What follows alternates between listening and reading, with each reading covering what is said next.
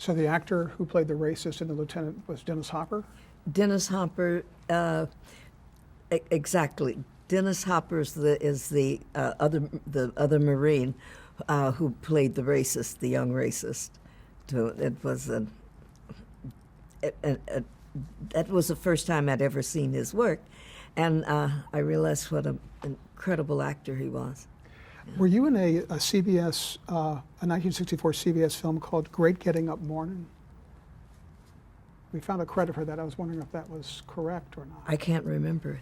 Okay. I think there are some things I've been credited to that I didn't do, or that I don't remember. Great Getting Up. It has a ring to it, but I don't know what it was about. About school integration or something? Does that ring a bell? I might have. Okay. Was it a challenge to move from theater work and live stage work to film and television? Did you have to learn different skills? I had to relearn skills going into television that were not necessarily applicable to theater. I had to learn to which I noticed that most actors coming from theater have to learn to play to the small box, as opposed to the great audience up there, on the balcony. Yeah, we seem to. But I think I learned it pretty quickly because someone told me. I had heard about it before, so I adjusted pretty well. But working in television as well as films was not that pleasurable for me. I understood theater. You were forever growing and rehearsing and developing and performing. Television and movies is hurry up and wait. We have to set this light and we have to fix this scene and we have to redo the set and now we'll move to here. And while it was interesting, it's not exciting to be the actor on it. So I had to learn that that's when you go and study and work and get together with another actor and do it on your own, or discover the challenge, because it's a wonderful medium, but it really throws a theater actor, performer, at first. Once you learn it, it's like that. But television was difficult for me at first. Before Star Trek came along, what kind of roles were you typically being offered? I was a crapshooter in Mr. Budwing. I was a gal. These are when you were now getting specialty roles, that were not servant roles. I was Gal Friday to Sandra Dee in something. They began to give me speaking roles, or at least a role that made some sense. But they were small roles. But I was happy to get them because they served me well. And I discovered there's something called residuals, that you might look and get a check at the most propitious moment and at the time when you needed it most. Were you feeling any discrimination in any of the roles you got at that point? I think the discrimination was inherent. It wasn't directed at me specifically. It just I happened to have the proper color of skin. And so you fit into a wide range of people called the Negro race or black people or whatever they wanted. I've always thought I was an American. And it tickles me so. This doesn't need to go in, but it tickles me so when they say, "Well, Obama is dual race, biracial." We're all biracial in some form or another. I remember hearing that life down here began in Africa. Not only that, my father was biracial. As a matter of fact, his father, my grandfather's father, owned 400 head of slave. You can't get any more biracial than that. It's a foolishness, and we're still stuck in it. Did you have an agent at that time? Oh, sure. Yeah. Did Gene Roddenberry talk to you about this new series he had in mind? This Wagon Train to the Stars so-called show? He told me about, he loved to talk politics with me and social, and we had a very close relationship for a while, but we talked and talked and talked. And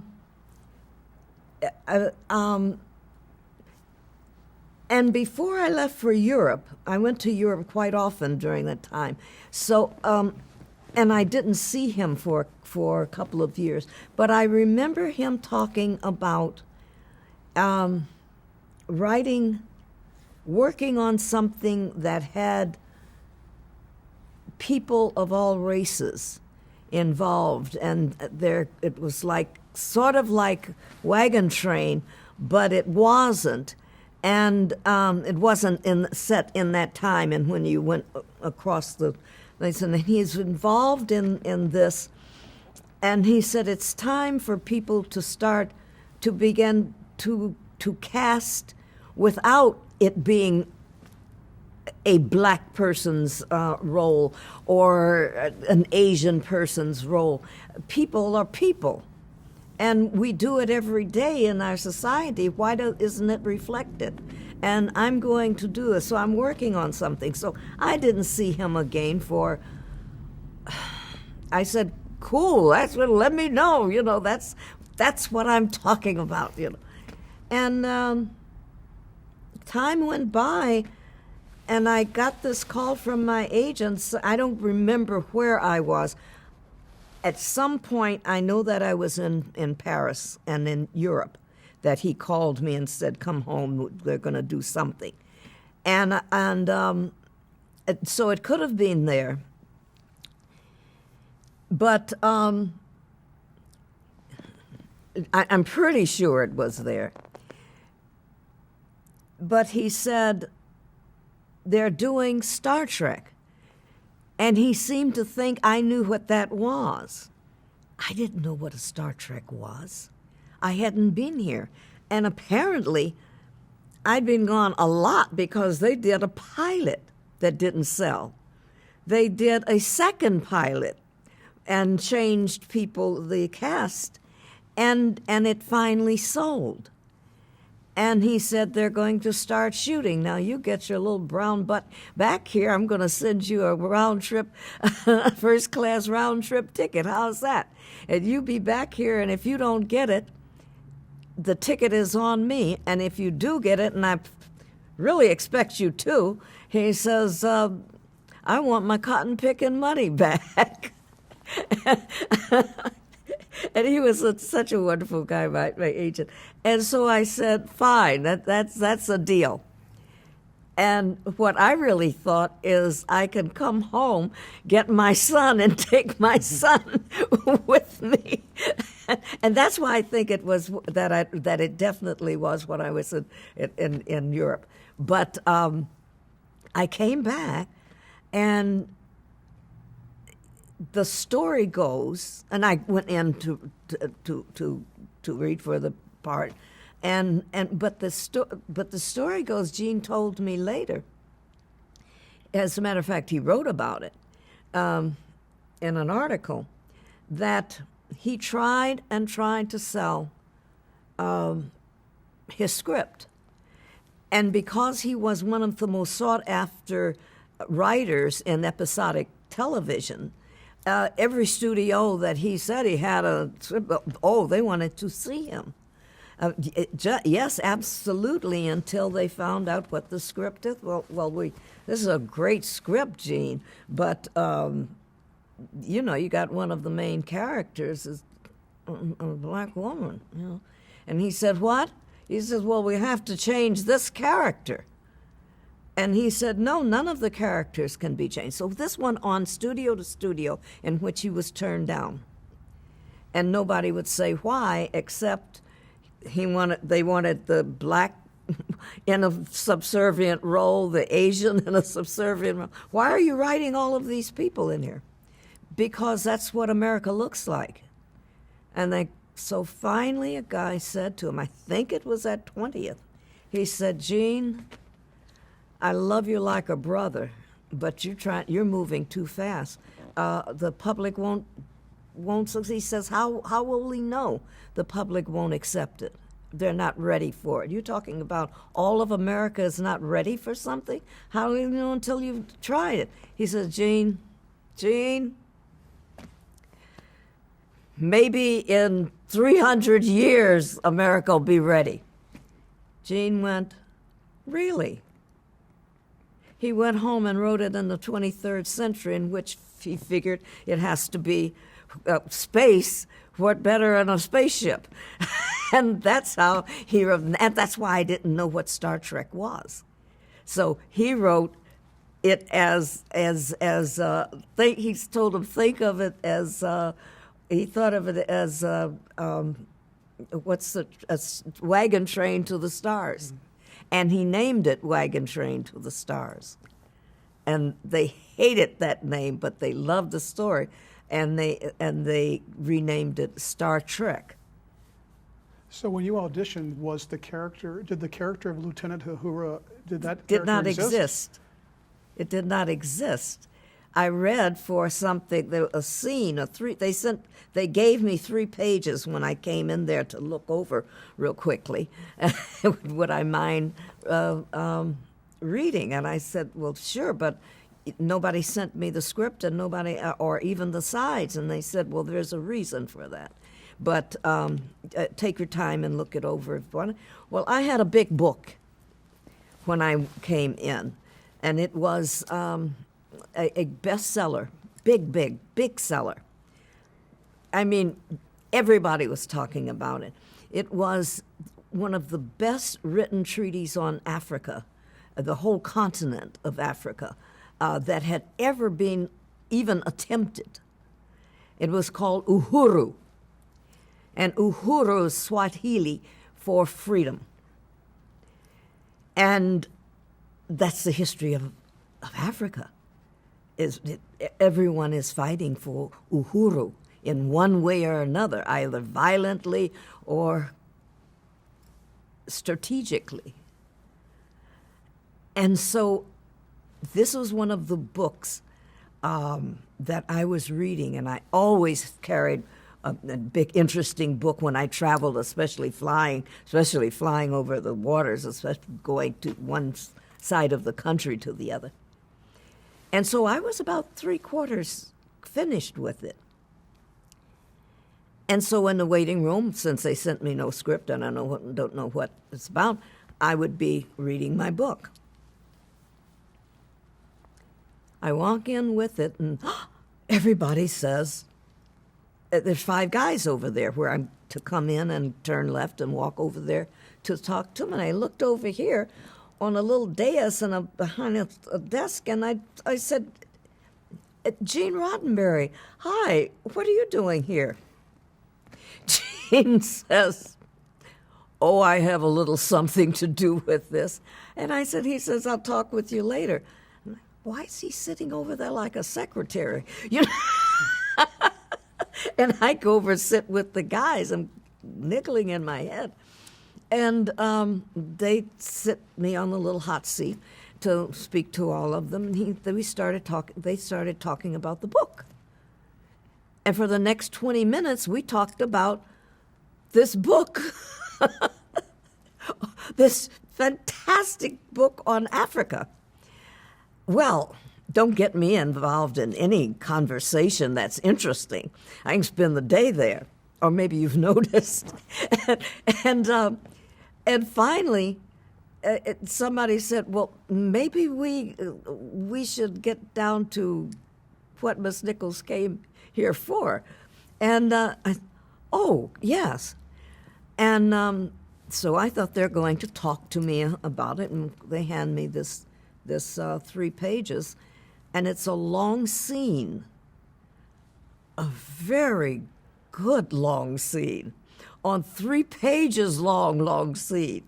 And I think I'm going to be one of these characters. It was a character, somebody named Bones, and somebody named Kirk, and somebody named Spock. And so I'm looking at it and reading, and and so they said, "Would you be so kind as to read the role of Spock?" And I said, "Oh yes," be delighted. And I said, "Well, tell me something about this character. What is she like?" And they stopped and looked at me, and they said, and they kind of looked at each other and said, "Don't you know anything about this?" And I said, "No, I haven't been here. I don't know anything." Said, "Well, you know, we made a pilot." I thought, of course you must have made a pilot. You're going to start shooting next. So I said, "No, actually, I don't. I don't know what it's about." And so they started to explain to me what it's about. And I wasn't really reading for the role of Spock. It's already been cast. And I remember saying, "Oh, pity." They all smiled. And he said, "But if you read for this role, we'll know if you know, what you're like, and you do some blah, blah, blah, blah." So I said, "Okay, why don't you tell me what the character is like?" I said, "Well, first, could it be a woman?" And they said, "Yes, but Leonard Nimoy would not like it." And I said, and that's the first time I'd heard Leonard Nimoy's name. And I said, okay. So this is something that's already going in the movie. But it must be a good role because I'm going to be reading this character. I said, "Okay, here's what I'll do. Tell me about the character, and I'll read for the character as though it's a woman, but with the characteristics." And they looked at me like, like the dog looks at you. You ever see a little dog, you talk to him, he goes. They each did that, I swear. And so next thing I know, I'm reading for it, and I get to the bottom of the page, and there's someone reading for Kirk, and there's someone reading for Bones, and we get into this scene, and it's going great guns, and we're finding they turn the page and start reading the next one, and I turn the page and start reading, and get to we read the entire 3-page scene. When I finished, I looked at them, and they looked at me, and I looked at them, waiting for them, saying "thank you very much" or "fine" or whatever, and they just looked at me. Finally, Bob Justman said, "Somebody have Penny call down to personnel and see if Leonard Nimoy has signed his contract yet." And I looked, and then they smiled, and they said, "Miss Nichols, thank you so much. Would you wait?" And I thought, that's a good sign. If they say wait, you've got another chance, with against someone else, So I said, "Thank you." Went out. Penny said, "They'd like you to wait," and she takes me to an anteroom. The other actresses sitting out there were looking at me like, "What were you doing, Elva?" One of them asked me, "What were you doing in there for a half hour more?" I never told them 20 minutes of it took about this book. And so I went to the anteroom with my book. It was a little settee, and I curled up on the settee and started reading my book. And forgot all about them. And I guess about an hour went by, and Joe Sargent, who was the director of that first episode, stuck his head in looking for somebody. He sees me. He said, "Nichelle, what are you doing still sitting here? What are you doing still here?" And I said, "You told me to wait." And he said, "Oh my God, didn't anybody tell you? Come on, Vic Talent, let's go to lunch. You had it when you walked in the door." He said, "We knew you were going to get that role."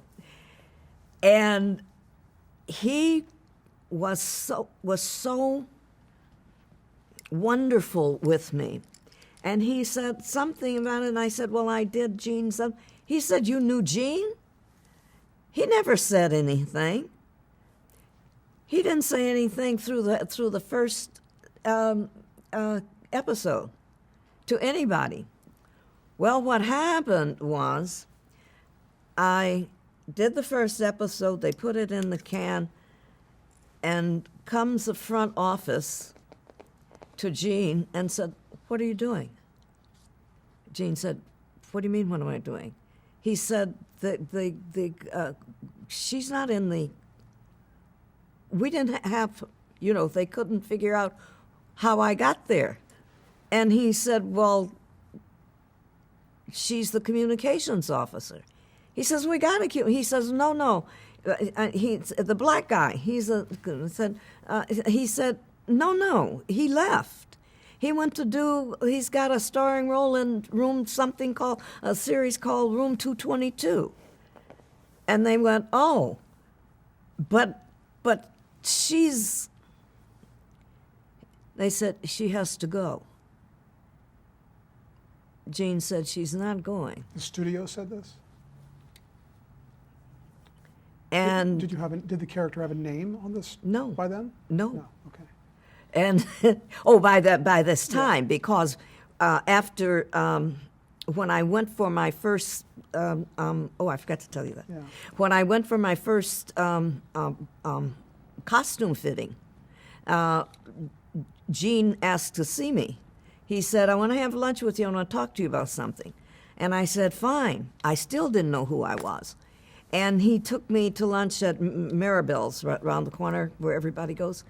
And I think that's the name of it. And we're sitting there. It was after lunch, and so it was practically empty. So we're just sitting there talking. And guess who has the big book with her? And almost finished. And he said, "I wanted to talk to you because I really like you as this, it's going to be, you're going to replace the communications officer." And I said, "Okay." And he said, "I really like the book you brought in." He said, "I got it and I started reading, but what I really am interested in is the name, Uhuru." He says, "I want to do something with it that involves you, whether it's like where you came from." I said, "Well, number one, it's a language, and it's Swahili." And he said, "Yeah, I got that." He said, "But it's, a lot of people speak it, right?" And I said, "Yes, it's a national language. There are a lot of languages in Africa, but this is one that everyone can communicate with." And he said, He said, "Well, I need it. I really wanted it as your name, because like freedom, we have Freeman." He says, and I said, "Oh yeah," and so he says, "But it sounds too harsh for female, and I haven't." And so while he's talking, I picked up my champagne or glass of wine or whatever it was and trying to be sophisticated again. I said, well, why don't you do an alliteration of it and soften the end with an A and it'll be Uhura. And he put his down and he looked at me. He said, that's it. That's your name. You named it. It's yours. and I know exactly where your character comes from, the United States of Africa. And I said, there is no, he said, there will be by the 300 years. What a brilliant man this man was. And what a sense of humor. Until he put me on the screen and they said, she's got to go. Well, about the name, did the first name Never came. Nyota, did that come up at the same time? Or? Never came up until the show was had been canceled, and the writer who was writing the story, the history of Star Trek and how everything happened, and he gets to Uhura, and he's going through everything, and he calls Gene. He says, "What's Uhura's other name? Is Uhura her last name or her friend?" He says, "I don't know." He says, "Is it her last name?" He says, "I don't know." "Oh, it's her first name?" Gene says, "I don't know." He said, "Gene, I'm trying to write her history." And he says, "What's her history? Where is she from in Africa?" He said, "I don't know." "You got to tell me." He said, "Well, you have to call Nichelle." And he said, "Well, I can give her another name, right?" He says, "No, you have to call Nichelle." And so he did. And we talked, and he says, "Is Uhura your first name or last name?" And I said, "I don't know." And he says, okay. He says, "Here's what I'm going to do. I'm writing the history of it." And I said, "Why are you calling me?" Gene said, "I couldn't write anything about Uhura until I called you." And he says, I asked him, and he said he doesn't know. And I call you, and you say you don't know. So here's what I'm doing. He said, "I'd like Uhura to be your last name. Just like Freeman, it comes out of freedom." So then I said, "Oh, that's lovely." And he said, "I'm going to..." What the hell is that name? Can we stop for a second? Okay, so her first name? So he says, "Well, I've looked up a lot of words in Swahili. Did you know there's a dictionary?" And I said, "Yes. They have a class at UCLA in African languages, and especially in this language and Swahili. They have a course in Swahili that goes into history and everything else." He said, "Oh, okay. So I want to make this the last name, and I want to name Uhura first name. I want Uhura's first name to be Nyota." I said, "That's beautiful." I thought he was going to tell me because the fans had done fan stories ever from its inception. Had written fan stories, and they had named her. They did the same thing, got a Swahili a dictionary, and had looked up and had named me in their stories. My Uhura's first name Upenda. So I thought he was going to say Upenda because he had done research, and instead he says Nyota. I said, "That sounds beautiful, but what does it mean?" And he said, "Star." And I said, "You got it." Yes, you've got it. I love it.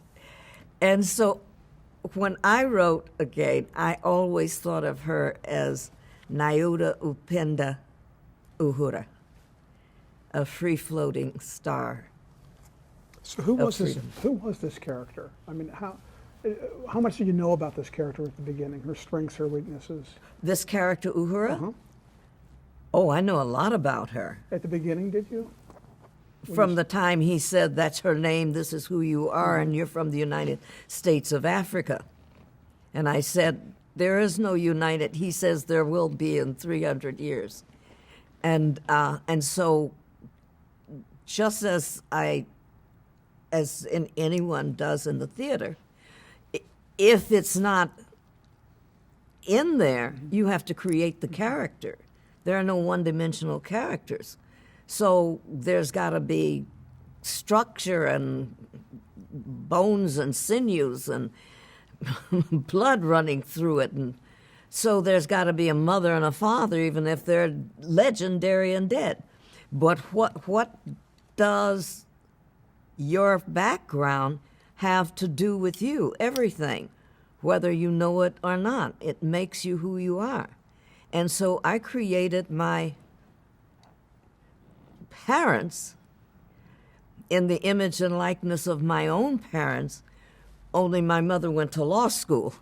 So I gave my in deference to my mother. My father was a doctor, a psychiatrist, although he was a psychologist, and demanded certain things, and they belonged to Starfleet Command, and had functioned and had served, and had great expectations of their daughter, and so that immediately stamped Uhura's character, as far as what I was creating. She had a foundation, a background that demanded her to be a certain way, and so she was now acting that way. It's simply how she grew up, and of course she would do anything she wanted, become anything she wanted to be, because her parents told her she could. And if you do it, you have to be the best that you can be, not the best of everybody in the world. You are no better. This is what my father and mother taught me. You are no better than anyone else on this planet or off it. You're no better. But there's no one out there any better than you, because you're the best you can be. And the best you can be is wonderful. You can be anything, but you're going to be the best you can be. And that's how I created Uhura. I assumed that Uhura was one of a very select number of characters on the bridge, an officer. And was on the command crew of the bridge. Did you feel this was a groundbreaking character? I didn't know that then. I thought this is a wonderful... I was still in the theater, and I was still going to star on Broadway, was going to be my big career. Do you understand, sir? But I go after any role, whether it's musical theater, I thought my career would be in musical theater. I still think so. Until Star Trek interrupted my career. And that's the way I looked at it. I thought at first this would be a great addition to my resume. She also had a leading role in a television series called Star Trek 20 years later. And so I respected it highly, and I went at it as though I would go after a leading role in theater. So I created this character and who she was. And so one time, we were doing a show, and an episode, I forget what it was, But the director, who shall remain nameless for this story, said for Uhura to do something and to swing around and, do something. And I went to do, and I couldn't do it. I pulled the seat around and said, "Sir." And he said, "No, I want you to say it this," and Or something cutesy or something. something cutesy and kind of ballsy, And I said, "But Uhura wouldn't do that." And he said, and he turned to me and he said, "What did you say?" And I said, "What you were saying." I said, "I can do that. I can do any." He said, "Are you questioning me?" I said, "No, you won't do what I say. I'm the director." And I said, "Oh, I understand that. And I, Nichelle Nichols, will do anything you ask me to do. And I'm capable of doing it, just as you said. But Uhura wouldn't do that. And so I don't know how to get her to do it, because it's out of character." He said, "Just do it," and turned around and said, "Reset," and then, huh? And I think this man does not understand to this day that I was not being uncooperative or arrogant or anything. I thought it was cool. I would have loved to have done it. Because it changed the dynamics and everything. But Uhura wouldn't.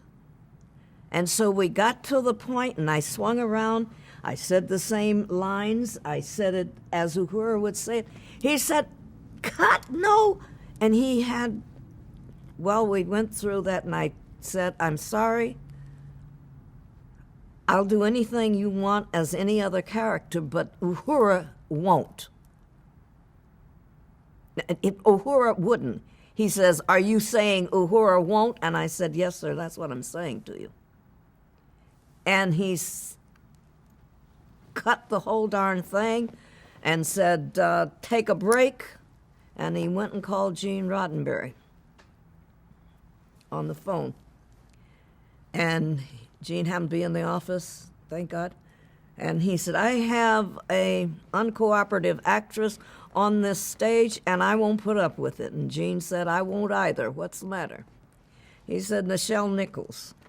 I know this because Gene told me later. He he wrote about it. He said, "Well, I can't imagine that. Nichelle, I've worked with her two shows, two series, and she's the most cooperative actress I've ever had. When she could have really thrown her weight around, she's never done that." He says, "Well, she's doing it now, and I won't tolerate it," and blah. He says, "Well, why don't you tell me what happened?" And so he did, and I told her to do this and so forth, and she tells me, and she did it, and wasting my time for 4 takes or whatever. And Gene says, "Tell me." And he said, "I told her to whack around the thing and blah, da, da, da, da, and she keeps telling me she'll do it, but Uhura won't. Because Uhura wouldn't do that. And Gene, I just can't put it." And Gene said, "Well, you've got every right to." And he says, and Nichelle was right. She will do anything that you tell her to do, playing a character. And he said, "Thank you." And Gene said, "But Uhura won't." And the director said, "What did you say?" He said, "What you told me that you want Uhura to do, she wouldn't do that." He says, "This is the craziest damn set I've ever worked on," and banged the phone down. And he said, and he called lunch, and he changed the whole setting and the whole thing. We never went back to that.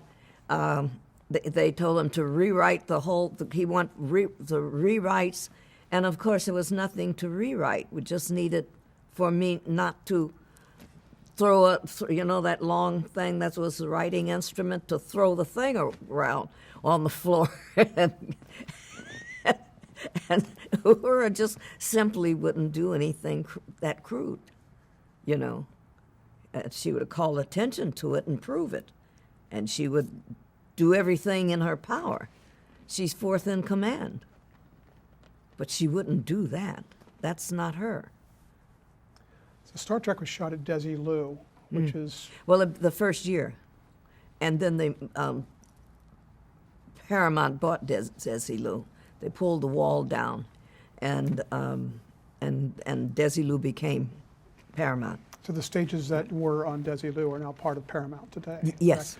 But I understand that in those early days, they were resistant to giving you a contract, and you were technically a day player. Well, there we are. That's where we are when you said, when I told you. Right. So what happened? They asked him, what's he doing? Well, she can't do. Well, she's got to go.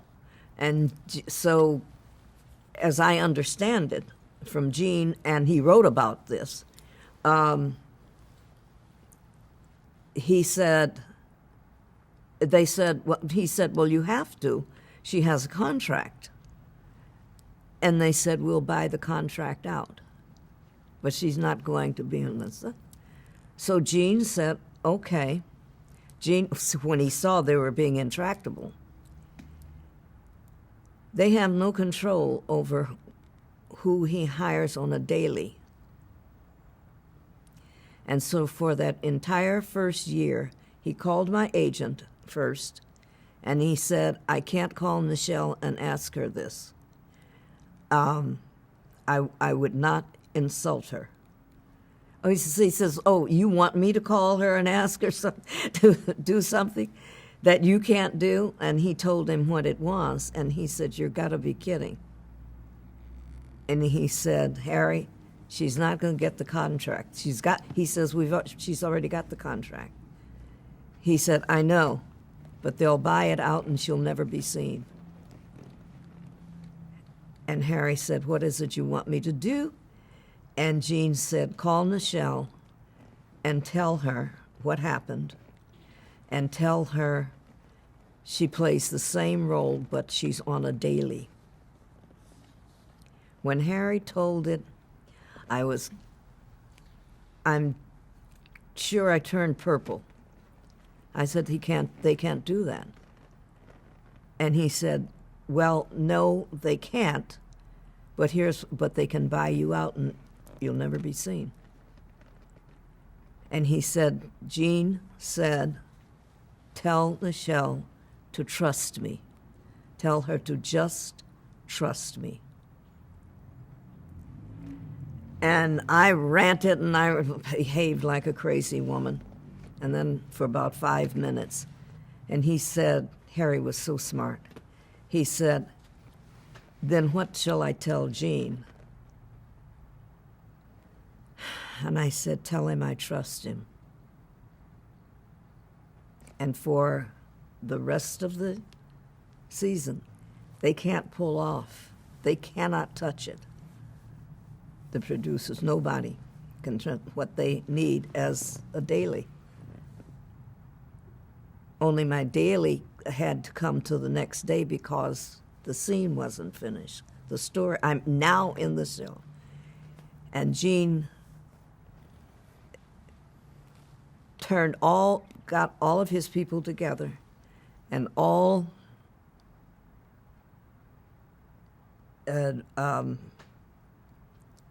Captain Kirk's close-ups were done with his back or side to Uhura.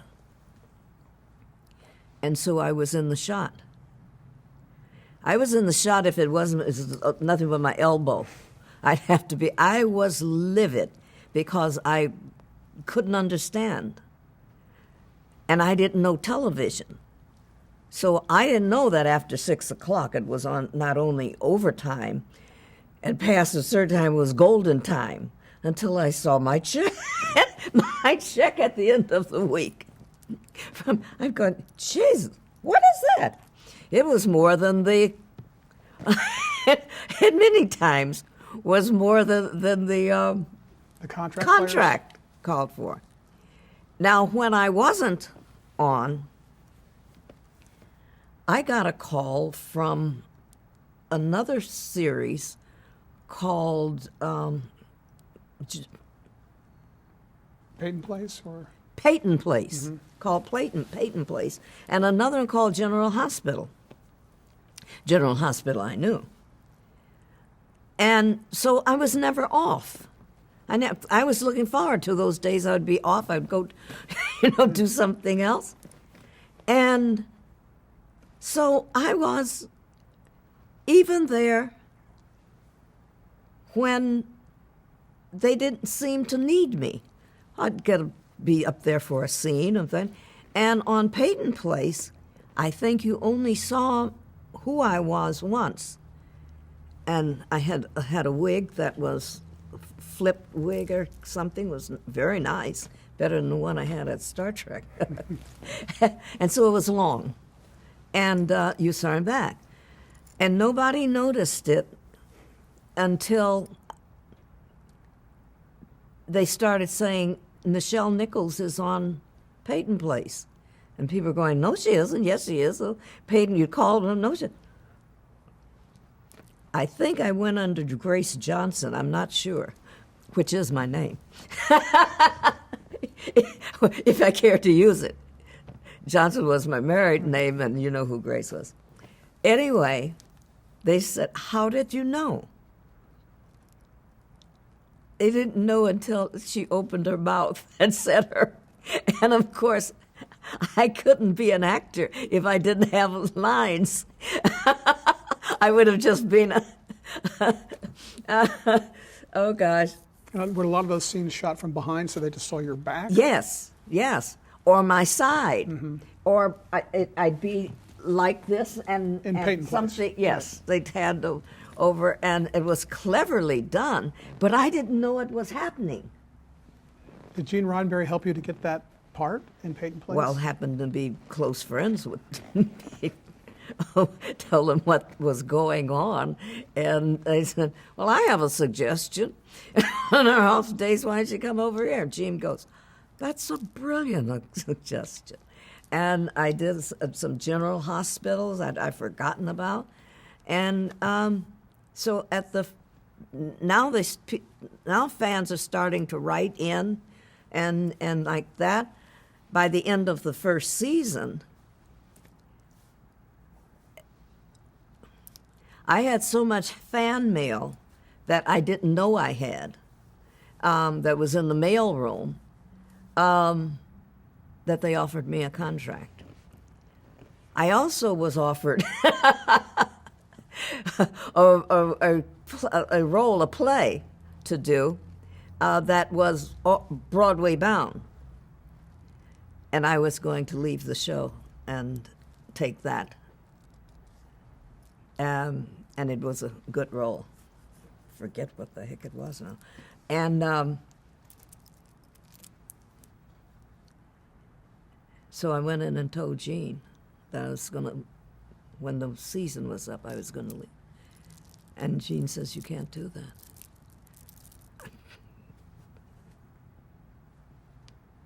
Yes, I can. And he said, don't you understand what I'm trying to achieve here? I said, Gene, you've been wonderful, and I really thank you for this opportunity. But you know,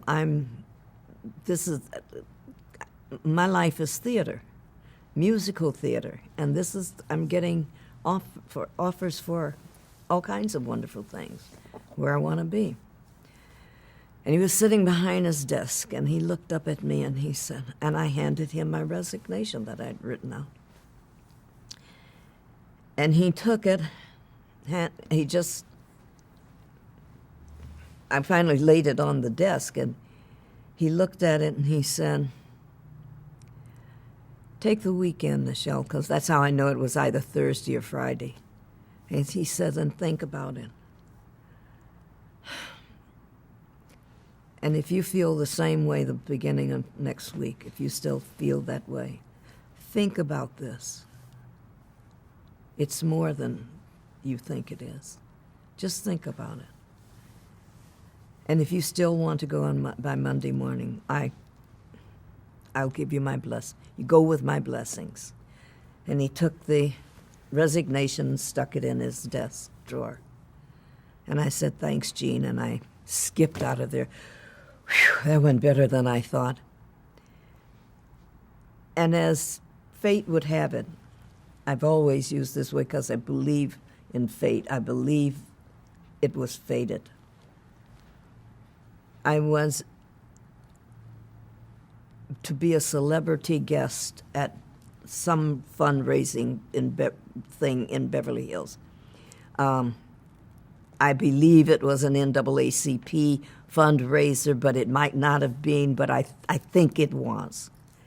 And so I went to do this on that Saturday night, and I had just been taken to the dais and sat down when the organizer came over and said, Miss Nichols, how are you, and blah, blah, blah.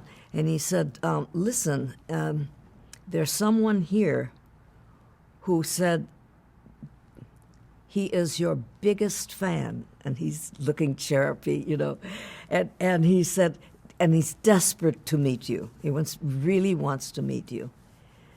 And I said, oh, thank you. Now I know, you know, lots of fan mail, and I've seen it, the shows, and they're being on for, you know, and the ones that I got to see, because usually I didn't get home until after the show was over. I didn't see the most of Star Trek that I was in until the reruns.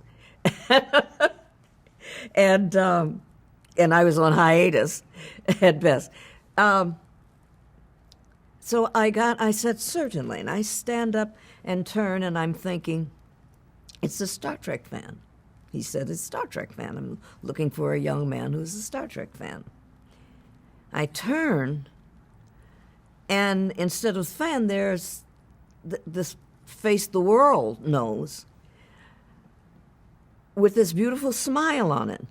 And I remember thinking, whoever that fan is going to have to wait, because Dr. King, Dr. Martin Luther King, my leader, is walking toward me, not 10 feet away, with a beautiful smile on his face. And then this man says, yes, Miss Nichols, I am that fan. I am your best fan, your greatest fan. And my family are your greatest fans. As a matter of fact, this is the only show on television that my wife, Coretta, and I will allow our little children to watch, to stay up and watch, because it's on past their bedtime. And I said, which was all that I was able to say. My mouth just opened and closed. He said, we admire you greatly, you know. And he said some more things, and the manner in which you've created this role has dignity and so forth. And he said, you know, and before he said, I said, Dr. King, thank you so much. And then I got the courage to say, and I really am going to miss my co-stars. And he said, what do you mean? Dead serious. What are you talking about? I said, well, I've had an off. He said, you cannot. And I said, well, I'm going to leave Star Trek because I'm going to say have an offer to star in I never got that far. I said, well, I'm leaving Star Trek. He said, you cannot. You cannot.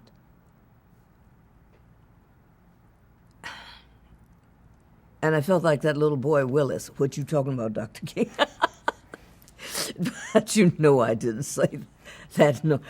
But I was taken aback, and I didn't say anything. I just looked at him. He said, "Don't you understand what this man has achieved, is achieving or something?" And I thought, deja vu all over again. I just looked at him. He said, "For the first time on television, we will be seen as we should be seen every day, as intelligent, quality, beautiful people who can sing, dance, but who can go into space, who can be lawyers, who can be teachers, who can be professors, who are in this day, and yet you don't see it on television until now." And he went on, so many of the things, perhaps some of the things he said, but I could say nothing. I just stood there, realizing every word that he was saying was the truth. And he said, "If you leave, Nichelle, Gene Roddenberry has opened a door for the world to see us. If you leave, that door can be closed because, you see, your role is not a black role, and it's not a female role. He can fill it with anything, including an alien." And at that moment, the world tilted for me. And I knew then, I didn't want to know it because I was going to go through some more turmoil for the rest of the week. But I knew that I was something else, that the world was not the same. And that's all I could think of was Dr. King, everything that he had said. The world sees us for the first time as we should be seen. And I remember being angry come Sunday or whatever. Why me? Why should I have to? Whatever happened come Monday morning, I went to Gene, and I'm not sure to this day if I knew what I was going to say.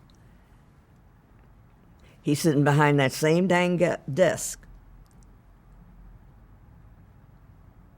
And he had, whoever he was talking to had to leave because I went there first. And I said, "Gene," and I told him what happened. And I said, "If you still want me to stay, I'll stay. I have to." And he opened his drawer, and he looked up at me and said, "God bless Dr. Martin Luther King. Somebody knows where I'm coming from." And I said, "That's what he said," in my brain. And he took out my resignation, which was torn into 100 pieces, and handed me the pile. And we just stood there looking at each other. And I finally said, "Thank you, Gene." And he said, "Thank you, Nichelle." And my life's never been the same since. And I've never looked back. I've never regretted it. Because I understood the universe had somehow, that universal mind had somehow put me there. And we have choices. Are we going to walk down this road, or are we going to walk down the other? And it was it was the right road for me. We're going to change tape.